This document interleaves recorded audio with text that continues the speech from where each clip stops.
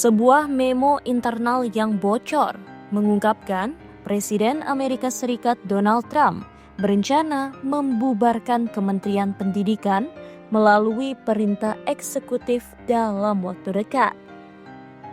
Media lokal Federal News Network menjadi yang pertama melaporkan draft memo tersebut pada Rabu 5 Maret. Memo yang bocor itu mengungkapkan bahwa Kementerian sedang bersiap memberitahu para pegawainya bahwa Presiden Donald Trump akan menandatangani perintah eksekutif berjudul Penghapusan Kementerian Pendidikan.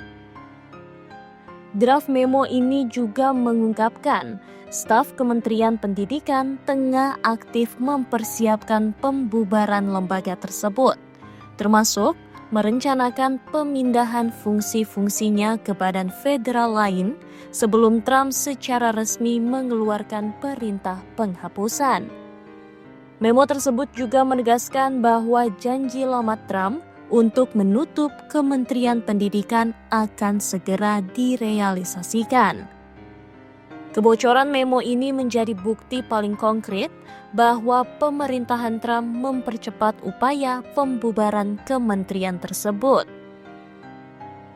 Sejauh ini, dikutip Forbes, Federal News Network adalah satu-satunya media yang melaporkan keberadaan memo tersebut. Media ini dikenal memiliki reputasi tinggi dalam hal kredibilitas dan pelaporan faktual, serta dikategorikan sebagai paling netral oleh Media Bias Fact Check, sebuah situs yang banyak digunakan untuk menilai bias politik dan akurasi sumber berita.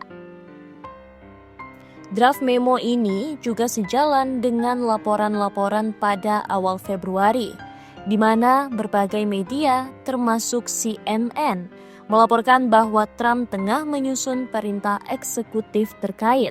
Kebocoran memo ini muncul setelah Senat mengesahkan pencalonan Linda McMahon sebagai Menteri Pendidikan yang merupakan pilihan Trump.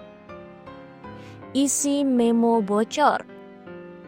Draft memo yang belum ditandatangani ini menyatakan bahwa perintah eksekutif Trump akan memberikan misi yang jelas dan terakhir bagi para pegawai Kementerian Pendidikan. Berikut beberapa poin utama dari memo tersebut, sebagaimana dilaporkan oleh Federal News Network. Pertama, soal mengidentifikasi fungsi, program, dan kantor dalam kementerian yang tidak diwajibkan oleh undang-undang dan menghapus poin-poin yang tidak penting. Kedua, memo itu menuturkan restrukturisasi ini akan berdampak pada staf, anggaran, pelaporan, dan aspek lainnya.